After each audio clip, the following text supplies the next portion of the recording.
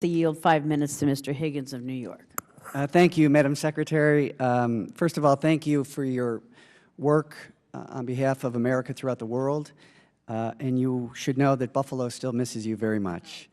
There are the two most powerful forces in the world today are youth and technology.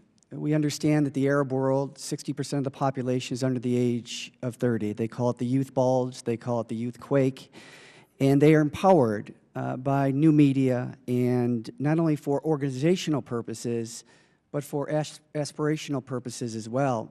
When you think about the extraordinary convergence of an 82-year-old man living in his modest home in Boston, who wrote books and pamphlets on civil resistance, on nonviolent resistance.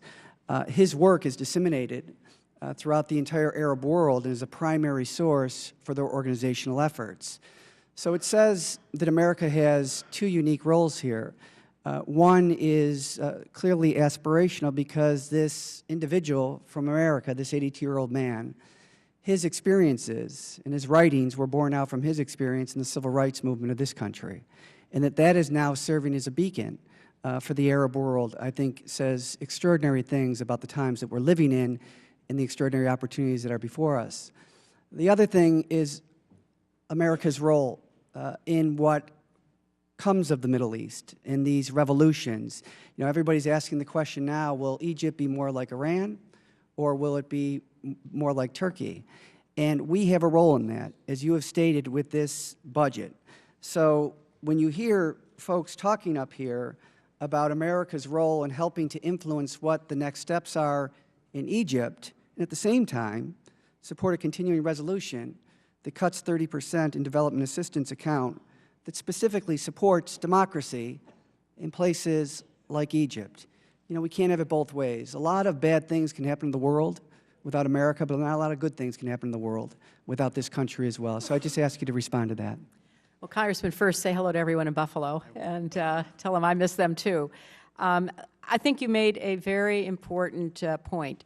You know, when I became Secretary of State, I looked at all of the research analysis I could find, and two things stuck out to me. One, that most people, whoever they are and wherever they live and under what kind of regime, want the same thing. They want a good job with a good income that gives them and their kids a better future. That is universal. And so focusing on that became one of my goals as to how we help to lift up the bottom. Secondly, that we have this huge youth bulge, not just in the Middle East, in Latin America, in Asia.